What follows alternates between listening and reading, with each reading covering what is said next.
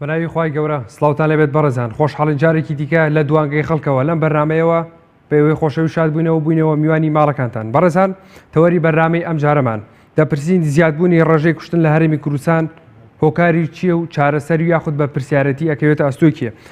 ڕێژەی کوشتن لە هەر وڵاتێک بەپێی ئاین و کەشوهەوای سیاسی و ئابووری و ئەمنی دەیگۆڕێت. کوردستانێک هەر خاوەنی یەکێک لەمانەیە. بێگومان لە سەدا 92 هاوڵاتیانی هەرێمی کوردستان پەیڕەوی ئاینی پیرۆزی ئیسلامن. ئاینی پیرۆزی ئیسلامیش لە 100% ئەم تاوانەی ڕەت کردوتەوە یاخود لە بەرامبەر ئەم تاوانەدا تاوانی کوشتنی خۆی بێت چ کوشتنی کەسی بەرامبەر بێت لە بەرامبەر ئەم تاوانەدا دۆزەخی داناوە یاخود بڵێن سزای داناوە لە بەرامبەر ئەم تاوانەدا. بۆیە دەتوانین بڵێن لە 100% ئاینی پیرۆزی ئیسلام لەگەڵ تاوانی کوشتندا نییە و دەشتوانین بڵێن ئاینی پیرۆزی ئیسلام هۆکارێک نییە بۆ بەرزبوونەوەی ڕێژەی کوشتن لە هەرێمی کوردستان. با باس لە کەشوهەوای سیاسی هەرێمی کوردستان بکەین. ئەوە دەبینی ئێستا پەرلەمانی هەرێمی کوردستان پەخراوە و سەرۆکی هەرێمی کوردستان بەپێی یاسا سەرۆک نییە. ئەمە خۆیش و حیزبەکەشی ئەمە دەزانن سەرۆکی هەرێمی کوردستان بەپێی یاسا سەرۆک نییە. هەروەها دەبینی لایەنە سیاسیەکان ناوکۆکیی ئێژگار زۆریان لە نێواندا هەیە. ڕەوشی هەرێمی کوردستان ئێستا ڕەوشێکی سیاسی هەمواردایەوە دەبینین لە شنگال شەڕی براکوژی دەبینین کە کوژراوی لێکەوتەوە. ئەمەش وا دەکات ڕێژەی کوشتن زیاتر بەرز بێتەوە ڕێژەی کوشتن زیاتر بێت. هەروەها ڕۆژنامەنووسان دەبینین کاتێک کە ڕەخنە لە بەرپرسێک لە دەسەڵاتدارێک لە حیزبێک دەگرن لە بەرامبەر ئەوەدا دەکوژدێن و خوێنیان دەڕێژێت. بێگومان ئەمەش کاریگەرێکی بەرچاوی هەیە لەسەر ڕێژەی کوشتن لە هەرێمی کوردستان وا دەکات ڕێژەکە بەرز بێتەوە. بێگومان سیاست لە هەرێمی کوردستان کاریگەری لەسەر ڕێژەی کوشتن هەیە لەم هەرێمەدا. هەروەها باواز لە کەشوهەوای ئابووری بکەین ئەوە دەبینی قەیرانی دارایی هەیە و گەورەترین کاریگەری لەسەر هاوڵاتیان دروست کردووە بۆی کە موچەیان نییە. هاوڵاتی هەیە لەسەر قەرزداری لەسەر نەبوونی لە تێنان خۆی دەکوژێت کۆتایی بە ژیانی خۆی دێنێت یاخود لەسەر قەرزداری کەسی بەرامبەری دەکوژێت یاخود کوشتنی خۆی ئەنجام دەدات کە کۆتایی بە ژیانی خۆی دێنێت. ئەمەش ڕەوشی ئابووریش بێگومان کاریگەری هەیە و کۆچی گەنجان نەبینین. گەنجان بە کۆمەڵ کە کۆچ دەکەن بۆ دەروی وڵات ئەبنە خۆراکی دەریاکان. کاک هەورامان وەرەگرین لە قەزای پێنجەوەنەوە. کاک هەورامان فەرموو. کاک محەممەد سەلام عەلەیکوم. عەلەیکوم سەلام ڕەحمەتوڵڵا. کاک هەورامان باش کاک محەممەد گیان زۆر سپاس. کاک محەممەد ئەم مەسەلەی کوشتنە لە کۆمەلگای ئێمە ئەتوانم بڵێم زۆر پەرەی سندووە و کوشتن زۆر بووە لەناو خۆمانە. بەڵێ بۆیە کوشتن وەکو ئاخواردنەوەی لێ هاتووە. بۆیە خەڵکە کوژرە بە ناحەق ئەولی و ئەکوژرە بە ناحەق فێرەکەی ئەبینی زۆر کەس ئەکوژێ بە ناحەق. بەڵێ کاک هەورامان. بۆیە لەناو کوردستانی خۆشمانە ئەبین گەنجەکانمانیان کەسەکانی کە تازەسی ئەگەن لەبەر چەند هۆکارێک سەنابەن بۆ خۆکوشتن. ئەوەی لەبەر ئەوەی کە یان ئەوەتان بێکارن یان قەیرانی سیاسی هەرێم وای لێ کردووە کە سەنابەن بۆ خۆکشتن و کۆمەڵێ دیاردەی تری ناچێت. بەرپرسیارەتەکەی کاک هەورامان بەرپرسیارەتی ئەم حاڵەتە ئەکەوێتە ئەستۆی کێ؟ لە ئەستۆی کێدایە؟ وەڵای من وای بۆ ئەچم بەرپرسیارەتی ئەم حاڵەتە ئەکەوێتە ئەستۆی حکوومەتی هەرێمی کوردستان چونکە هەلێکی وای نەڕخساندووە کە گەنجەکانمان بەکارێک و خۆیان مەشغوڵکەن یان ئیشێکیان هەبێت کە بتوانن خۆیانی پێوە سەرقاڵکەن و سەنا نەبن بۆ خۆکشتن و لە بێکارایی و لە قەیرانی دارایی و کۆمەڵە شت کە ئیتر تەنابەرن بۆ خۆکشتن. بەڵێ پێشنیارت چییە بۆ حکوومەتی هەرێمی کوردستان کاک هەورامان؟ براکە پێشنیاری من تەنها ئەوەیە کە حکوومەتی هەرێمی کوردستان وا بکات لەم گەنجانە کە هەلی کاریان بۆ بڕەخسێنێت و ئەم هۆکار سیاسی و قەیران و کۆمەڵی ئاژا و شەڕ و کوشتن و ئەم شتانە ئەمە تەنها هۆکارە بوو ئەوەش. وەم پێشنیارم ئەوەیە کە حکوومەتی هەرێمی کوردستان بتوانێت هەلێکی باشیان بۆ بڕەخسێنێت کە بتوانن ئیشەکانیان بەباشی بکەن و بەنا نەبن بۆ خۆکشتن و هەموو گەنجێک بتوانێت ئیشی خۆی بکات و پارەی لە گیفان نابێت. سپاس بۆ کاگەورەمان لە پێنجۆنەوە لەگەڵمانەبووی کاگەورەمان سپاس بۆ پەیوەندیەکەت ئەچینە لای پەیوەندێکی دیکە کاک شادمان لەگەڵا فەرموو کاک شاد. ڕای خوای گەورەتان لێدە سوای خوای تاقیتەنیاتان لێ بە برا گەورەکەم باشن شکر. زۆر سپاس ئێمە باشین کاک شاد جەنابەت باشیت. وەڵی من وەکو گەنجێکی سەلەفی من وەکو سەلەفی قسە دەکەم. بەڵێ. بە قورئان درۆ دەکەن لە وڵاتەکەمان قەیرانی تێدایە بە قورئان درۆ دەکەن وەڵاتە درۆ دەکەن بڕۆ سێری کە لە معلمانەکان کەەوە موشری تەسلیمە دەکرن بە میلیۆنان و بە ئازاران و وەردەفتەری دەدەن ئەوە قەیرانە ئەو موشری دە بێخلاقیە فلیمە تورکیانەمان بۆ لە تەنها ئەوە قەیرانە. بەڵێ. وڵاتەکەمان قەیرانی تێدایە بە قورئان درۆ دەکەن بەخوا پارە هەیە بەس پارە بۆ کولە مەسئولەکانە پارە بۆ سەربکەمانە زینە بەخوا پارە هەیە وڵاتەکەمان. کاک شاد بۆ وەساندنی ئەم حاڵەتە بۆ کەمکردنەوەی ئەم حاڵەتە حاڵەتی کوشتن حکوومەتی هەرێمی کوردستان ئەبێت چی بکات؟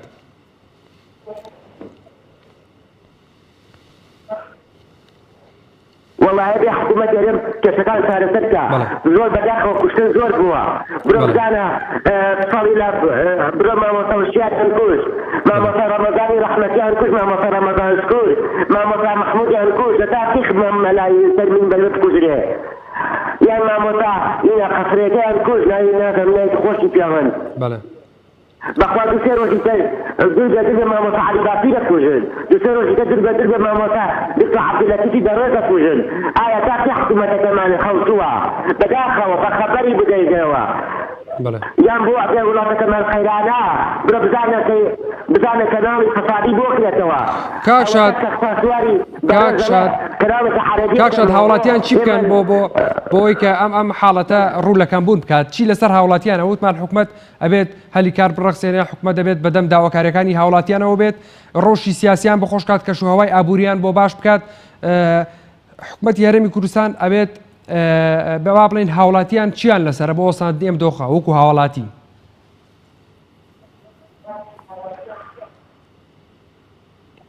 والله بلوكو هاوڵاتی دەبێ خەڵک نەخەوێت خۆپیشاندان کاتە بەسە تاتی خەڵک بخەوێ ئەتا خەڵک بێئیشە ئەوەی بێئیشەکەی بەنا بەخواتێت دزیە کات بۆی حکوومەتەکەیەوە بەخوا دزی حرامە بەس کتە هەنووا دزی دەکات. ئەجا وڵی بۆ خواوی دزیشەکە نابێ خەڵک ئەجای لە سوورکات نابێ خەڵک لە تووڕە بێخەدای حکوومەتەکە بڕۆ حکوومەتەکە بگرە یان بۆ دزە گەورەکان ناگرێت بۆ بەس حودەکانی ناگرێت کە دزی دەکات بڕۆ لەوتی خاڵگە دزێ تاریخ خەڵکی دزی واداکەی سپاس بۆ کاکشاد سپاس بۆ پەیوەندیەکەت کاکشاد بەڵێ بەڕێزان باسمان لە ڕەوشی ئابووری کرد کە زانیمان ڕەوشی ئابووریش کاریگەری لەسەر ڕێژەی کوشتن لە هەرێمی کوردستان هەیە ڕێژەی کوشتن بەرز دەکاتەوە لە هەولێرەوە کاک ژیوارمە لەگەڵە کاک ژیوار فەرموو. السلام عليكم. وعليكم السلام ورحمة الله كاك جوار. باش بر سلامتي. زور سپاس كاك جوار. كاك ريجي كشني هريمي كردستان قشتي لقريته بو أو زانا يعني الدنيا بشريوية واحد بيستوى وأزان دنيا مشتيش عم بوتاش تلك. يك كشن لسر سارة يك كشن لسر سيارة نازان تاكش يعني هو بودي بس قرآن. بلى. يعني تاكش توصل أو حزاوة تانتي كيف بدي بيني بيك القرآن. بلى. بيجي جم. بلى.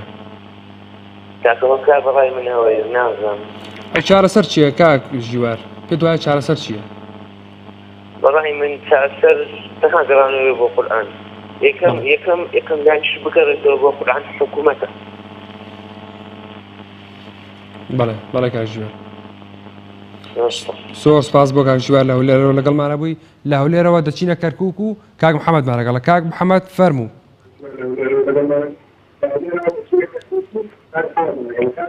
کاک محەممەد ئەگەر بکرێت دەنگی تەلەڤیزۆنەکەت کەس بکەی بۆی بەباشی گوێم لە سەوتی جەنابەت بێت. ئەلو سەلام عەلەیکوم. عەلەیکوم ئەسسەلام وەڕەحمەتوڵڵا کاک محەممەد گیان. ئەم کاتە باشدای بەڕێزم.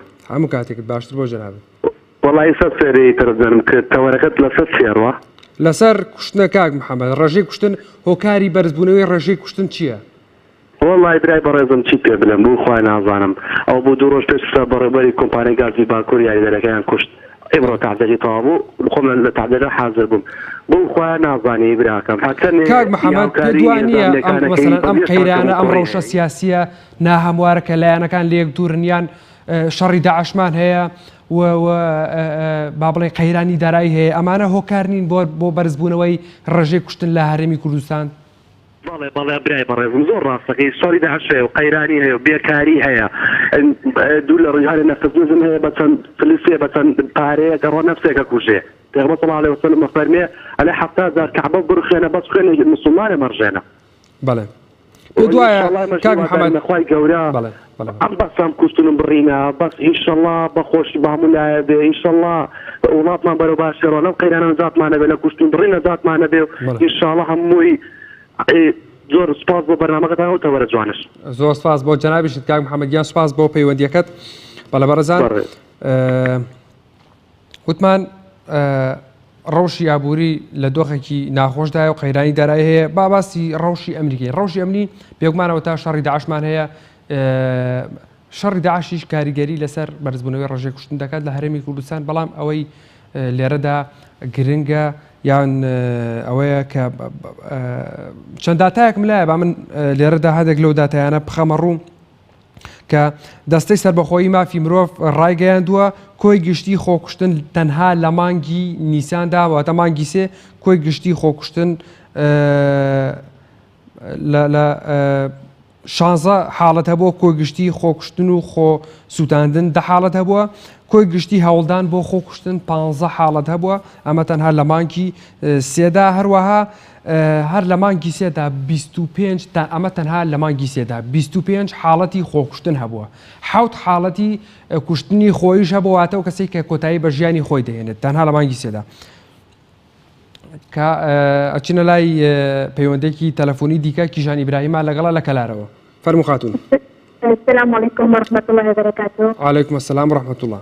بلشت بداخل كردستان تاع رژیم سومالی زیر بلان پلیس رژیم کشمیر او کارانی ثابتوی زیادون رژیم کردستان و کارکاری بلان بکردی عمل کنند یتلوانه کردن ولدینا تجسیا راجعنا كانت من مشوا بخصوصا هروها ام صرجات هذه كمالات كانوا قيران داري كسروا برمانوا بلان تزور بداخل بداخل بو كأقلية نفس معناها كل ما أيضا تداني بالطريقة اللي يبغون يتعرف كان ما يأخذ تداني تجاري كمالات كتجاري كمالات أو من سكاربو تعرف تدني سكانة كان بدي دراسة جوازي لها رجز وعينا كان كتي أمكانة تشيء معناها يكتب لبتن كيجا خان بدوا ببرسيارتي أم حالتنا أكيد أستوكي كي أبيت ببرسيارتي أم حالته لا أستو بقريتو شهر سري بكات شهر سري شو بدوزيتوا أم كشيء هم ما أقدروا كتاب ثقافتي غير زماني بنا وصمالك يخو معنا من كنت أمازل كتير بما أرجع تزاني دكتوري تدريني دي لو بعد تاني خوم بكوزن تحصل وما كان يدكمل ولا دكتوري تدريني يأخذ تجربة طبعا أجل تداني تجران دكتوري تدريني أس ثقافتي خوما بس إنه رجيت كل سنة كل سنة درس كذا بله بەڵێ سپاس بۆ کیژان خان لە کەلارە و لەگەڵمانە بووی سپاس بۆ پەیوەندەکەت کیژان خان بەڵێ بەڕێزان کیژان خانیش باسی لەوە کرد کە دوورکەوتنەوە لە دینیش هۆکارێکە ڕاستە دوورکەوتنەوە لە ئاینی ئیسلامیش هۆکارێکە چونکە ئاینی ئیسلام بە هیچ شێوازێک ڕێگە بە خۆکوشتن نادات بە کوشتنی کەسی بەرامبەر نادات بگرێت لە بەرامبەر ئەوەشدا سزای داناوە کە ئەگەر کەسێک ئەو کارە ئەنجام بدات بەڕێزان وەکو وتمان تەنها لە مانگی سێدا 25 حاڵەتی کوشتن هەبووە و 7 حاڵەتی کوشتنی خۆی هەبووە واتە ئەو کەسێک کە کۆتایی بە ژیانی خۆی دەهێنێت ئەمە تەنها لە مانگی سێدا لە ماوەی ڕابردوودا بێگومان ئەمان بینی کە حاڵەتەکانی کوشتن ساڵ بۆ ساڵ ڕوو لە زیادبوونەکە ئێستاش قەیرانێکی دارایی هەیە لە هەرێمی کوردستان ئەمەش کاریگەریەکی ئێجگار زۆری لەسەر ڕێژەی بەرزبوونەوەی کوشتن کردووە لە هەرێمی کوردستان ئێستا ڕاستە کوشتن هەیە چارەسەر چییە؟ ئەبێت هاوڵاتیان چیان لەسرە؟ ئایا بە پرسیارەتەکە ئەوێتە ئەستۆی کێ؟ هەموو ئەم پرسیارانە لە لای هاوڵاتیانە بزانین هاوڵاتیان ڕەیان چییە؟ هاوڵاتیان پیان وایە بە پرسیارەتی ئەم خۆکوشتانە ئەکەوێتە ئەستۆی کێ؟ ئەچینە هەولێر و کاگیاسیمان لەگەڵا فەرموو کاگیاسین. سلام علیکم برا بەڕێز.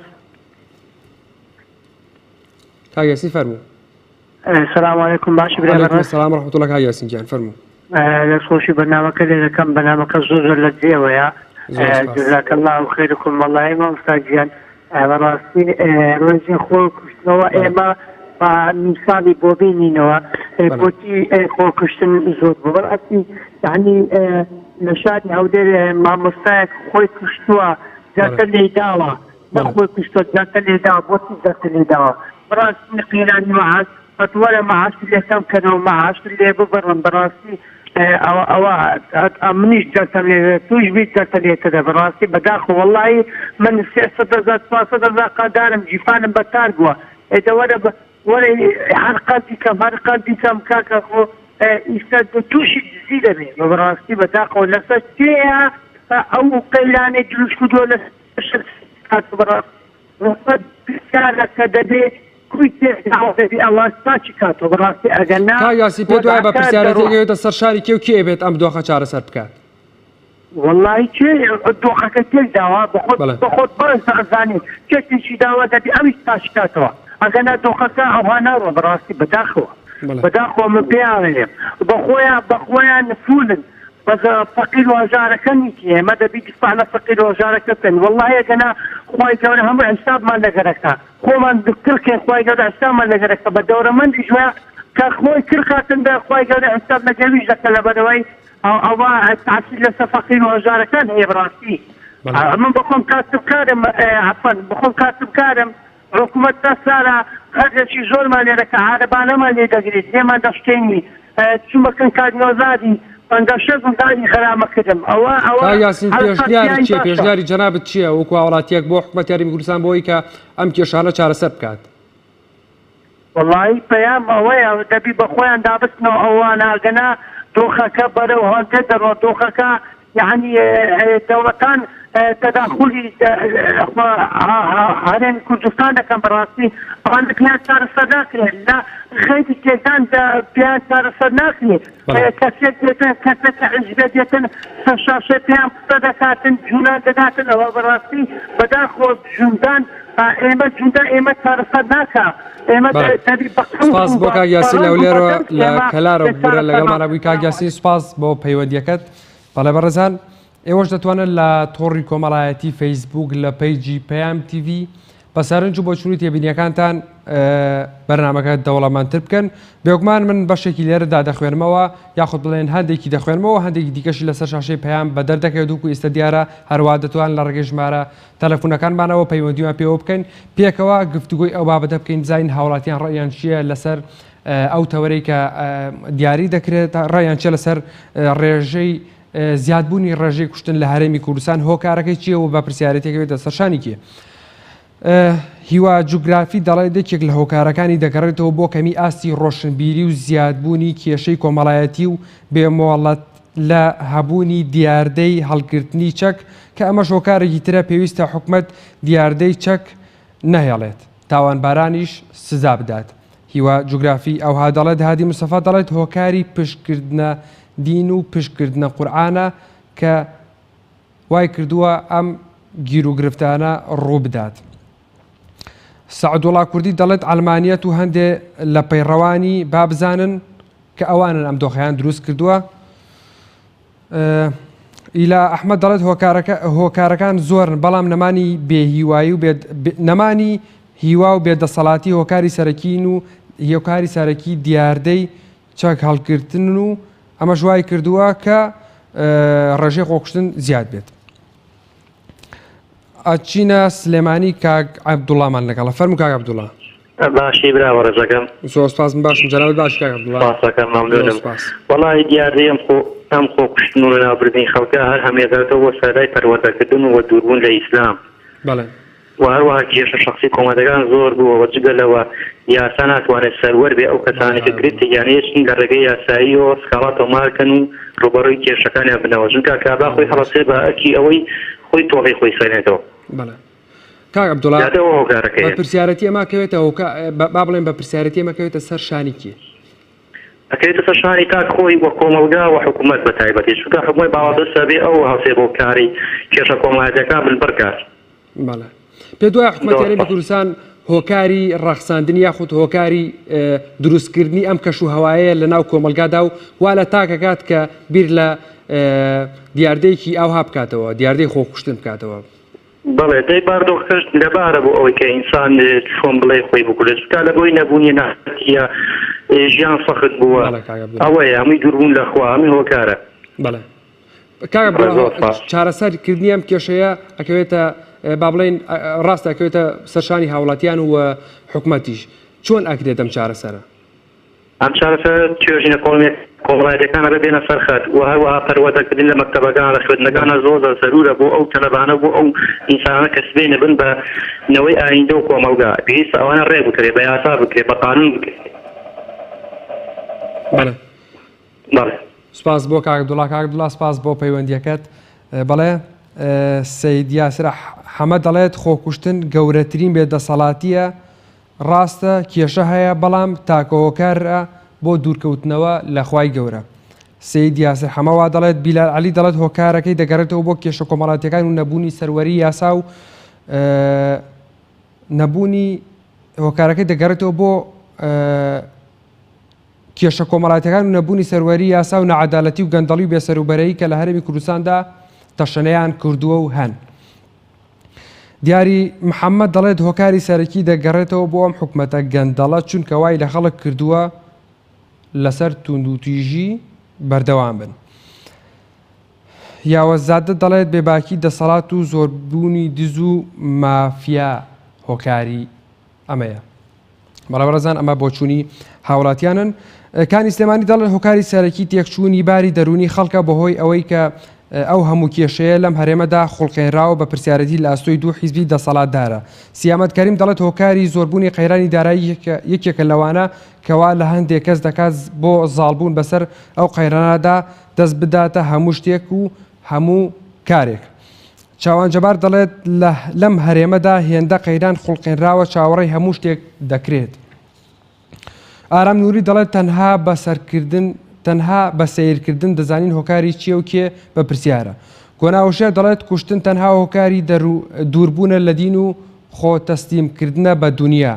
شێن بەختیار دەڵێت هیچ شتێک بەبێ هۆکار نابێت. بەڕای من هۆکاری ئەمەش کێشەکانی هەرێمە لەلایەن دیاردەی چەک هەڵگرتنەوە لەلایەن هاوڵاتیانەوە. سەباح سەمیر دەڵێت هۆکار زۆرن یەکێکیان دنیاە. دنیا پەرستیە با بڵین. کانیا و خۆرماڵی دەڵێت یەک لە هۆکارەکانی کوشتن تەماح و چاوچنۆکیە. چیا شەماڵ دەڵێت هۆکاری کوشتنی خەڵک ئەوەیە کە کێشە زۆر بوون و مرۆڤ دەرونی تێکچووە و حکومەتیش بەرپرسە. ئازاد تەکیەی دەڵێت کوشتن شتێکی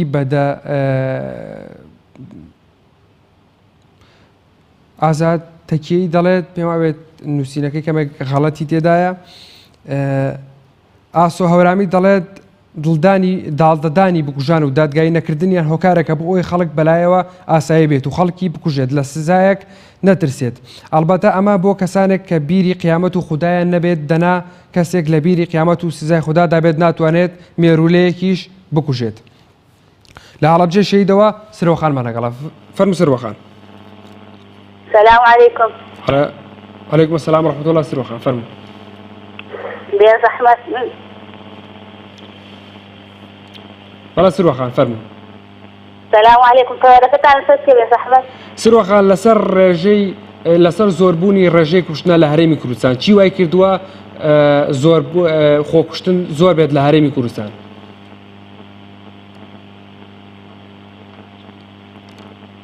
بەڵێ سرۆخان.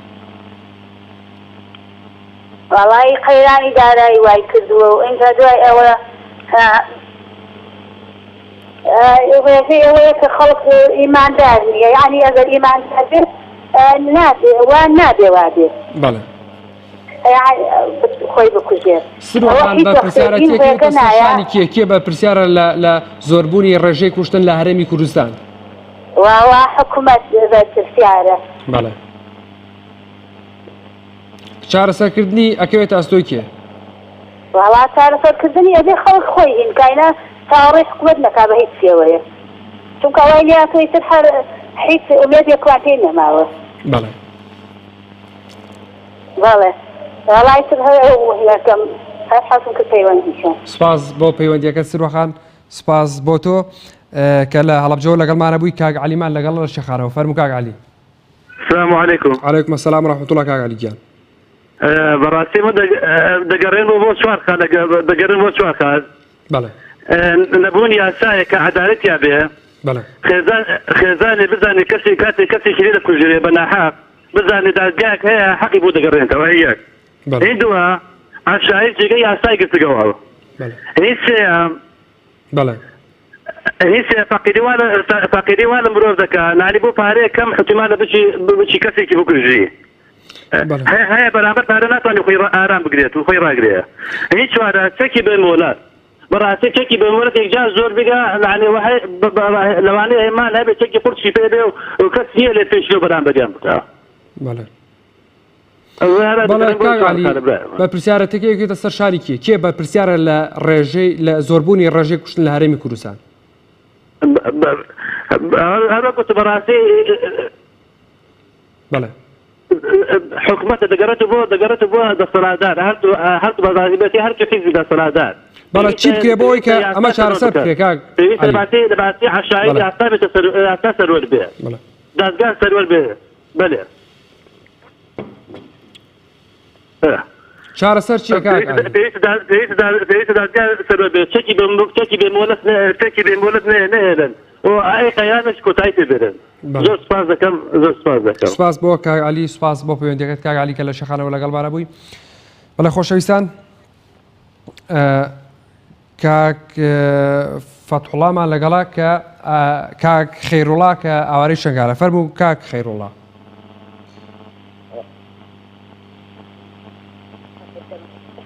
کاک خەیروڵا کەرەم کە بەرێ کاکە ئەمن خێرەلا نینە من خێزانی خێرەلامە بەڵێ بەڵێ کەرەم کە ئەمن خێزانی خێرەلامە بەڵێ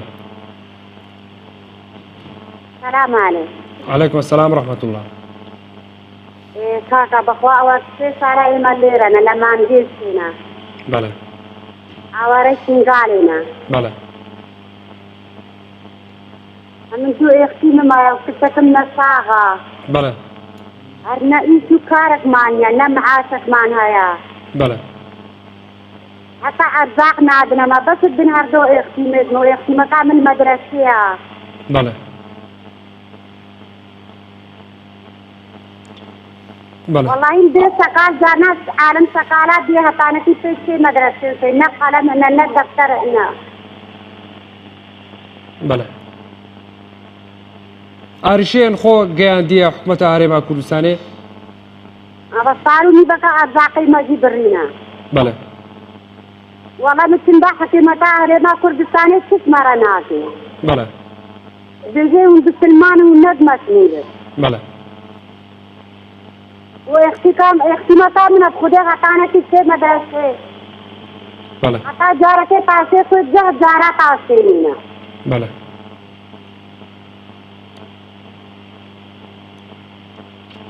هەتا غێرم کەسێت خو نەیەکێ نە منەظەمە سێبامە نە مەسئولە سێبامە نەوە دیستوان هات مرن مان بەڵێ بەڵێ سوپاسش بۆ پەیوەندیاتە ئەمێ کەلار محەممەد دگەڵتایە فەرموو کاک محەممەد دەریناتە چیە لەسەر وی مژاری باشی کاکە زۆر سپاس دەستخۆشی بەرنامەکە سپاس بۆ جەنابەت فەرموو کاک محەممەد محەممەد لەسەر زیادبوونی ڕژەی کوشتنە لە هەرێمی کوردستان هۆکارەکەی بۆ کێ دەگەڕێتەوە بە پرسیارەکەی ئەکەوێتە سەر شانی کێ یەکێتی و پارتی یەکێتی پارتی لەمای ڕابردووە شەڕی ناوخۆیان نەکرد بەڵێ ئەم داهێنانە جوانیان نەیەناوە کوردستان و بەڵێ یەکێتی پارتی تاوەکرد حکوومەت دژەراوانن پیاکوژەراوانن لە بەعد خراپن لەمان کاک کاک محەممەد چارەسەر چییە ینی چی بکرێ بۆی چارەسەرەوەی کاکیان ئەمانە بڕۆیان بە باڵژاردن نیست بەڵێ ئەمانە هەر ئەبێت بە چەک ڕوبەڕویان دیتەوە بە چەکیش هەر میلەت زەرەکات بەڵێ ئیتر نازانم چارەسەر نازانم من کابرایەکی سیاسی نیم تاوەکو باسی چارەسەری بۆ بکەم بەڵێ مەڵە سپاس بۆ پەیوەندیەکەت کاک محەممەد زۆر سپاس بۆ جەنابەت بەڵە بەڕەسان ئاسوودە هەورامی دەڵێت داڵدەدانی بکوژان و دادگایی نەکردنیان هۆکارێکە بۆ ئەوەی کە خەڵکی بەلایەوە ئاسایی بێت و خەڵکی بکوژێت لە سزایەک نەترسێت کە ئالبەتە ئەمە بۆ کەسانێک کە بیری قیامەت و خوددایان نەبێت دەنا کەس لە بیری قیامەت و سزای خوددادا بێت ناتوانێت مێرولەیەکیش بکوژێت چ بگاتە بە مرۆڤێکیش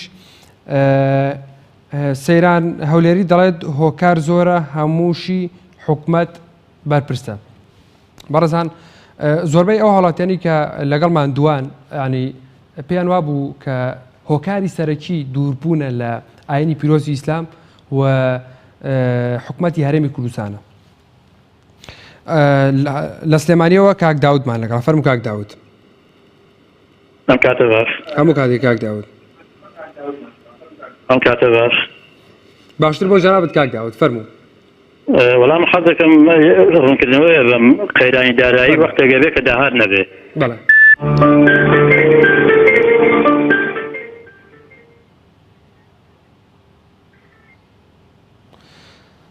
کاک داود پێم وابێت کاک داود پەیوەندەکەی لای خۆیەوە پشرا هیوادارین جارێکی دیکە بتوانیت پەیوەندی بکەیتەوە کاک داود بەڵێ عزیزان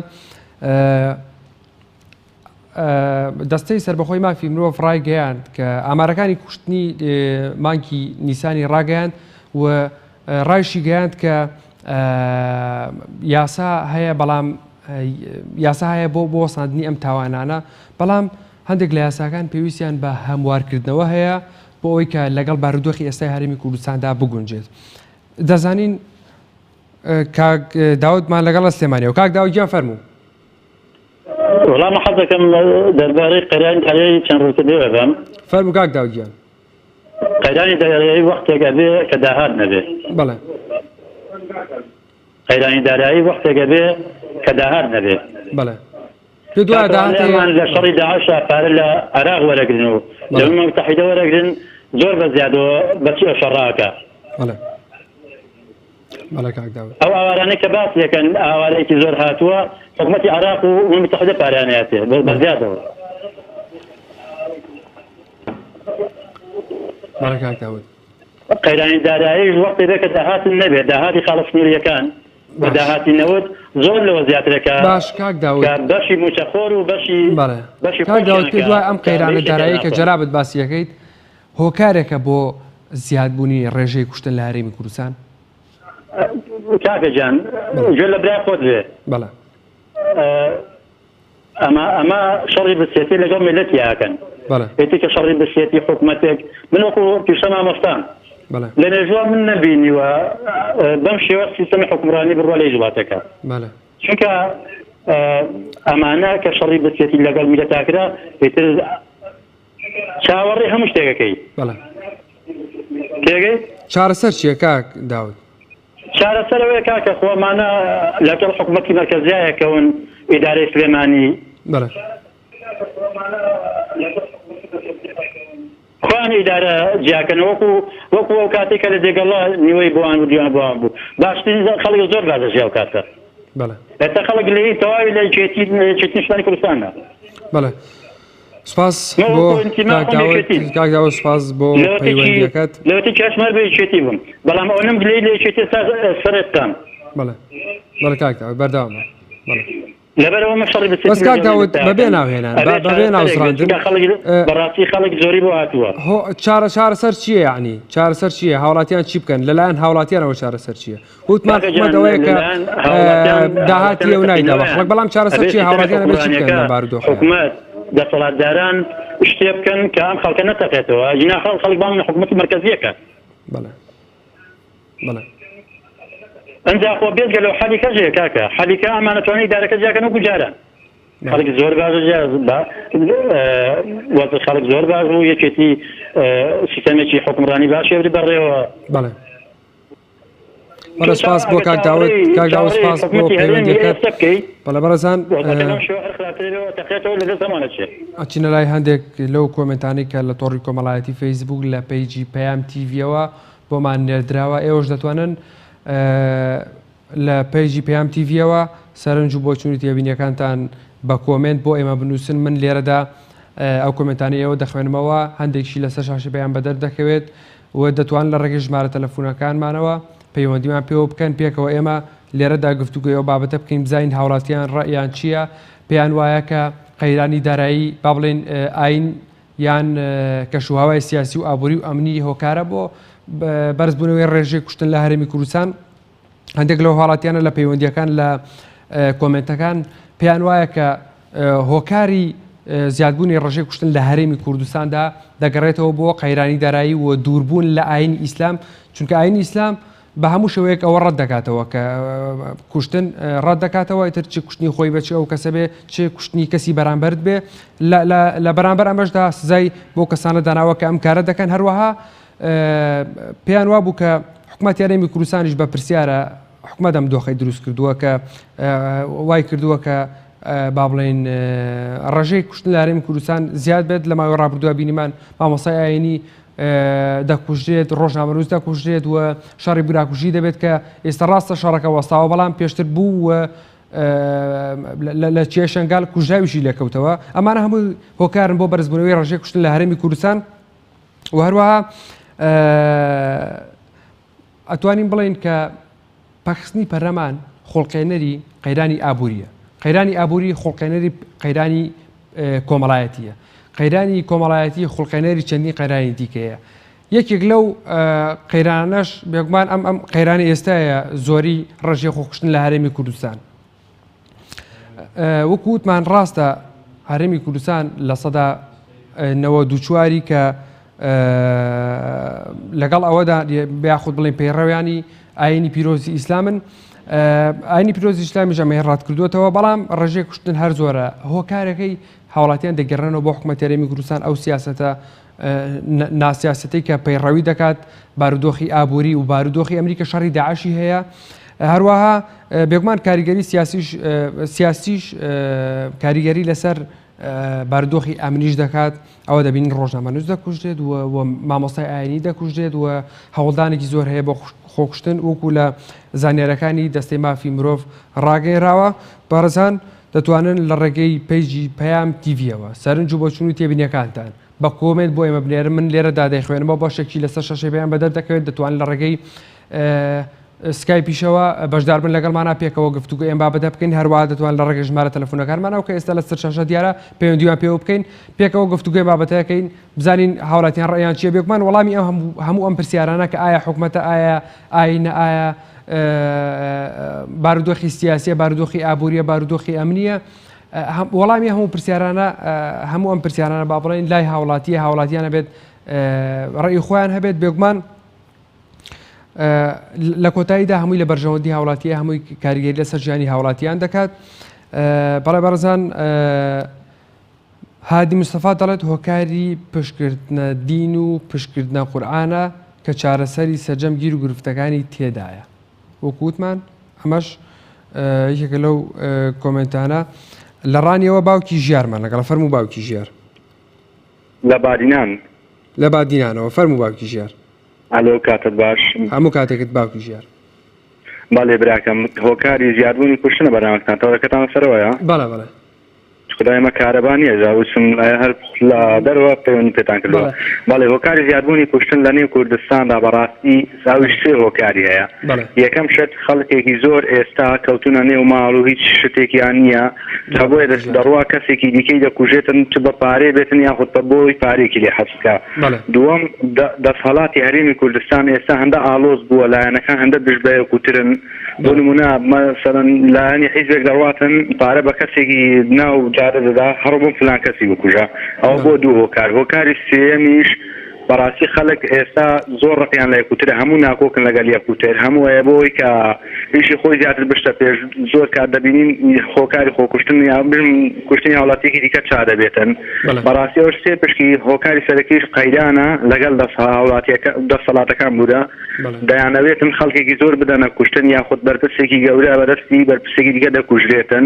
ئەوە زۆر ناکۆکیە لە نێوانیان و بەو شێوەیە دەکەن. بە پرسیارەتی ئەم حاڵەتانی کە جەنابەت دیستە باست کرد بە جوانی ئاماژەت پێدا ئەکەوێتە ئەستۆی کیە بە پرسیارەتی ئەمانە؟ وڵە بەرپرسیارەتی ئەوانە خۆی تازانانی دەکەوێتە سەر ئەستۆی دەستی دادگا و هەروەها ئایا وەزارەتی ناوخۆ بەرپرس ناچێ ئاژانسی ئاسایش بەڵام کەسیان خۆیان بەرپرسیار ناگرن چونکە زۆر کات ئاسایشی دەبینین کە خەڵکی دەکوژێ بەبێهەوە چونکە خەڵکەکە ناوشتێکی ئاودۆ شتێکی ئاودۆ دەیکوژێتەوە وەزارەتی ناوخۆ لە هاوڵاتیەکە کات کۆتایی بە ژیانی خۆی بێنێت سوکانانەکە چێ دەبێت لە بەرامبەر قسە بکاتن بەڵێ جاوان خۆیان بە بەرپرس نازانن وە پێیان چانای بەرپرسیارەتی ئەو کارە بکەن زۆر سپاس بەڵێ سپاس بۆ باوکی ژیار لە ڕانیەوە لەگەڵ بارەبووی سپاس بۆ پەیوەندیەکەت بەڵێ بەڕێزان باوکی ژیار جاماژەی بۆدا کە لایەنی سیاسیش هۆکارێکە بۆ بەرزبوونەوەی ڕێژەی کوشتن بۆی کە ناکۆکێکی زۆر لە نێوان لایەنە سیاسیەکاندا هەیە و بێگومان ئەم کەشوهەوایەش کە لایەنە سیاسیەکە دروستی ئەکات کەشوهەوایەکی نالەبارە بێ بۆ ژیانکردن لە وڵاتێکا کە سیراعی سیاسی تیابێت سیراعی ململانەی نێوان سیاسەکانی تیابێت ملانەی ئەو کەسانی تیابێت کە یاخود بڵێ ئەو کەسانی کە دەسەڵاتدارن و حکومەتن خۆیان یاسایی نین ینی بەڕێزان وەکو وتمان دەستەی سەربەخۆی مافی مرۆڤ ڕایگەیاندووە کە یاسا هەیە بۆ بنەبڕکردنی ئەم کارە ساتانی کە ڕوودەدەن بەڵام پێویستیان بە هەموارکردنەوە هەیە دەبینین پەرلەمانی کوردستانیش پەک خراوە ینی ئەمارە لە پەرلەمانی کوردستانەوە کرێن بۆیە بە هەموو شێوازێک ئەم دۆخەی ئێستا کاریگەریەکی ئێجگار زۆری لەسەر بەرزبوونەوەی ڕێژەی کوشتن هەیە لە هەرێمی کوردستان بەڕێبەرزان ڕێزی محەممەد کەمال و تاوی هاوکارانی بەشی کامێرە و کۆنتترۆل قبول فەرمونون تا بەرنامەیەکتر و بەیە گەشتنەوەیکی تر بەخوای گەورەتان ئەسپێرم هیوادارین بەشێک لە خەمەکانی ئێوەمان ڕەواند بێتەوە ئەگەر نەشمانتوانی بێت ئێمە لێرە پێکەوە گوێگرێکی باشی خەمەکانی ئێوە ببووین دڵنیابن هاوخەمی خەمەکانتانین وەسەلام